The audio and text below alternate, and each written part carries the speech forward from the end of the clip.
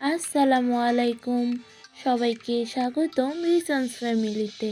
আজকে আমি দেখাবো চুষি পিঠা বা হাতে কাটা সেমাই পিঠার রেসিপি। ভালো লাগলে অবশ্যই লাইক কমেন্ট শেয়ার করে পাশে থাকবেন এবং আমার ইউটিউব চ্যানেলটি সাবস্ক্রাইব করে দিবেন, ফেসবুক পেজটি ফলো করে দিবেন। এখানে 1 লিটার লিকুইড দুধ নিয়ে নিয়েছি। এখন এগুলোকে ভালোভাবে জাল করে নিব। এলাচ দিয়ে দিচ্ছি। স্বাদ ব্যালেন্সের জন্য এখানে 1 চিমটি লবণ দিয়ে দিব। এখানে আমি 1 কাপ পরিমাণে খেজুরের গুড় দিয়ে দিচ্ছি। এখন এগুলো জাল করে নেওয়া হয়ে গিয়েছে।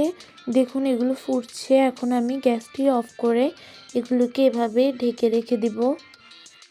এখন আমি এখানে একটি প্যানে 2 কাপ পরিমাণে পানি নিয়ে নিচ্ছি। 1 চামচ লবণ দিয়ে দিচ্ছি। এখন এগুলো ফুটা পর্যন্ত অপেক্ষা করব। এখানে আমি মেজারমেন্ট কাপে 2 কাপ চাউলের গুঁড়া নিয়েছি। এখন পানির সঙ্গে এগুলো দিয়ে দিচ্ছি। কেনা শুকনো চাউলের গুঁড়া, এগুলোকে আমি প্রথমেই চেলে নিয়েছিলাম। সেখান থেকে আমি 2 কাপ পরিমাণে চাউলের গুঁড়া নিয়ে নিয়েছি। এখন এগুলোকে এভাবে 5 মিনিটের জন্য ঢাকনা দিয়ে লো আঁচে রেখে দিব। এখন 5 মিনিট পরে দেখাচ্ছি। এখন ডোগুলোকে ভালোভাবে নেড়ে নিব। এখন এগুলোকে গ্যাস অফ করে এভাবেই আরও 5 মিনিট রেখে দিব। এখন 5 মিনিট পরে দেখাচ্ছি। এখন ডোটি হালকা গরম থাকা অবস্থায় মথে নিব। এখন ডোটিকে 2টি লেচি কেটে নিচ্ছি। 2টি লেচি কেটে নিয়েছি। এখন এখান থেকে একটিকে এভাবে প্যানের মধ্যে রেখে দিব, না হলে ড্রাই হয়ে যাবে। আর আরেকটিকে কিভাবে করে নিচ্ছি দেখুন।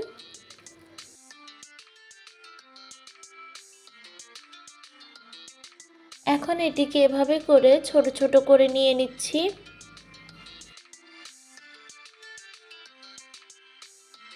এখন এখানে অল্প পরিমাণে চাউলের গুঁড়া নিয়ে নিয়েছি।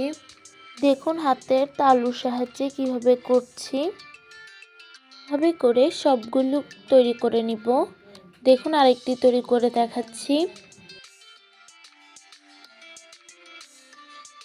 পিঠাগুলো যেন একটি আরেকটির সঙ্গে না লেগে যায়, তাই আমি এখন উপরে কিছু চাউলের গুঁড়া দিয়ে দিচ্ছি।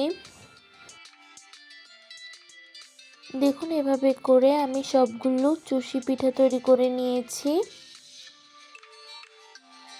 এখন আমি এখান থেকে অর্ধেক পরিমাণে চুষি পিঠাগুলো নিয়ে নিচ্ছি। চাউলের গুঁড়াগুলো ঝেড়ে নিচ্ছি। দেখুন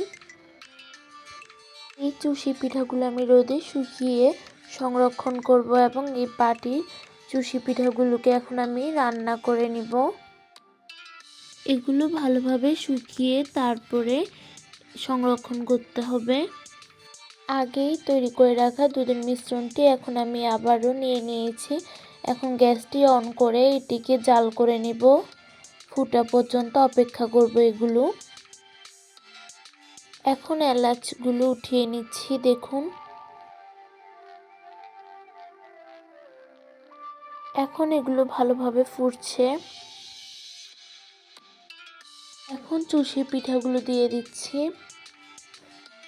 অল্প অল্প করে এগুলো দিয়ে দিব, একসাথে সবগুলো দিব না।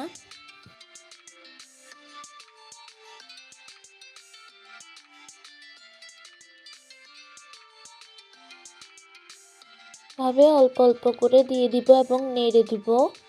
দেখুন এখন এগুলো ভালোভাবে ফুটছে। এখন এগুলোকে 5-6 মিনিট রান্না করে নিব। এগুলোকে গরম গরমও খেতে পারেন অথবা ঠান্ডা পরিবেশনও করতে পারেন। দুইভাবে খেতেই ভালো লাগে। এখন এগুলো নামিয়ে নিচ্ছি। এখন একটি সার্ভিং ডিশে নিয়ে নিচ্ছি।